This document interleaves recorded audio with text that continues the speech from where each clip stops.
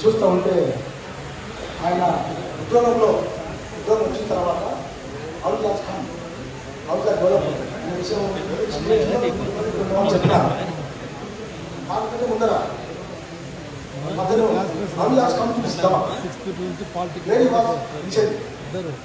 నా పేరు చెన్నై అండి, మా బాబా శ్రీనివాస బాబాకి మేమిద్దరము April 1975 to 80 6th to 10th Nandyala SPC school చదివాము.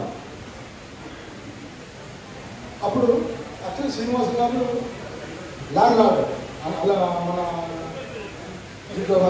అల్లంపూర్లో చదివి అదప్ప అప్పుడులో ఆయనకు దాదాపు 10 ఎకరాల భూమి బిల్డింగ్ ఉన్నాయి. ఆ రియాక్టివేషన్లో టోటల్ వాజ్ లాస్ట్.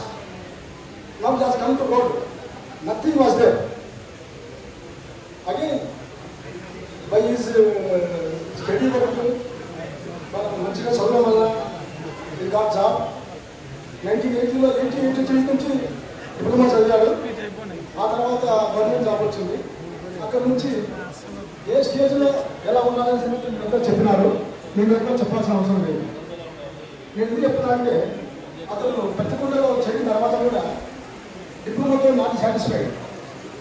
ఉన్న అవకాశాన్ని సద్వినియోగం చేసుకుంటూ 1999లో బీటెక్ తిరుపతి మెడికల్లో చదివాడు.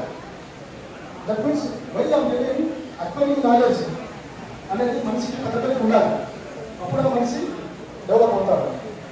అలాగే దీన్ని బట్టి చూస్తే అతను ఔర్యాజ్ ఖాన్ ఫ్రమ్ లో level to high level, that indication is discipline and is hard work and by grace of God. దేవుడు అంటారు, ఒక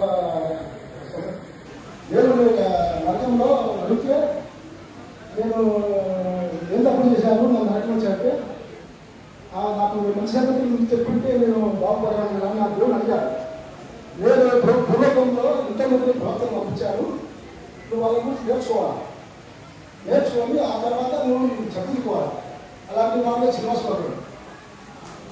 ఎందుకంటే ప్రతి ఒక్కరు చెప్తున్నారు శ్రీనివాస నుంచి నేర్చుకున్నాము ప్రతి ఒక్కరు చెప్తున్నారు.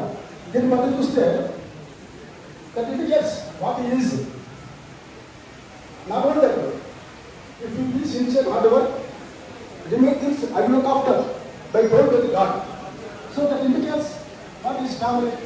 Son is engineer, doctor is engineer, and all very settled because of his hard work and sincerity.